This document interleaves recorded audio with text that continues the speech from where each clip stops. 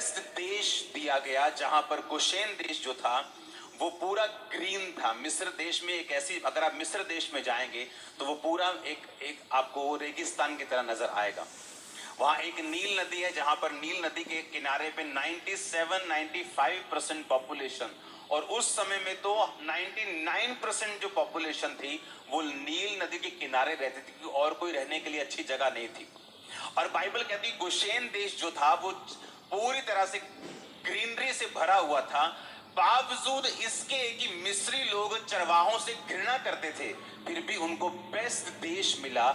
वही देश मिला जो उसका बेस्ट था, मिस्र का, बावजूद इसके कि वो उससे नफरत करते थे। रीजन क्या था इसका? आपको क्या लगता है, क्या रीजन था कि परमेश्वर ने ऐसे लोगों के दिल में, नीति वचन 3 उसकी 3-4 में लिखा कि परमेश्वर की आज्ञाओं को अपने दिल में रखे रहना, अपनी हृदय रूपी पट्टियों पर लिखना, कृपा और सच्चाई को अलग मत करना, तो तू परमेश्वर और मनुष्य दोनों का अनुग्रह पाएगा। आप लोग परमेश्वर के कामों के लिए चुने गए हैं। बाइबल कहती आप लोगों को परमेश्वर ने अलग किया है। पौलुस कहता है तुम दुनिया से, परमेश्वर ने तुमको अलग करके तुम्हें एक बाउंड्रीज के बीच में ठहरा दिया है।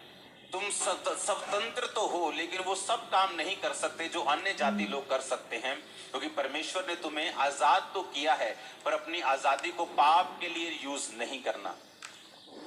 अब जब बाइबल कहती है कि वो कहानी शुरू होती है यूसुफ से, आप इमेजिन कर सकते हैं कि इतने बड़े फेवर का रीजन ये था कि यूसुफ ने पोतीफर की पत्नी के साथ सेक्स नहीं किया और वो पाप में नहीं गिरा। ये रीजन था उसका इतनी बड़ी ब्लेसिंग अपने लिए और अपने परिवार के लिए रखने का। जब पोतीफर की पत्नी ने उसको अपने साथ सोने के लिए बोला तो बाइबल कहती है उसने मना किया और कहा कि तेरे पति ने सब कुछ, सारा बिजनेस, सारा घर मेरे हाथ में कर दिया है, तो क्या ये सही होगा उसकी पत्नी पर भी हाथ डालना? और बाइबल कहती है उसने मना कर दिया। उसकी पत्नी ने जानबूझकर उसको इल्जाम लगवाकर उसको जेल भेजा, लेकिन बाइबल कहती जब वो जेल में था और सांकलों से बंधा हुआ था तो भी यहोवा का वचन उसे कसौटी के ऊपर कसता रहा।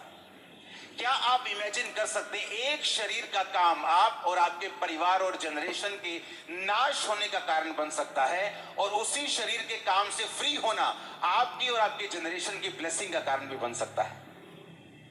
हम क्या कहते हैं, सरकार बुरी है, या हम क्या कहते हैं इकोनॉमी बुरी है, इकोनॉमी बैड हो गई, कोविड आ गया, अब उसके बाद यूक्रेन के साथ युद्ध छिड़ पड़ा है तो मेरा बिजनेस डाउन है।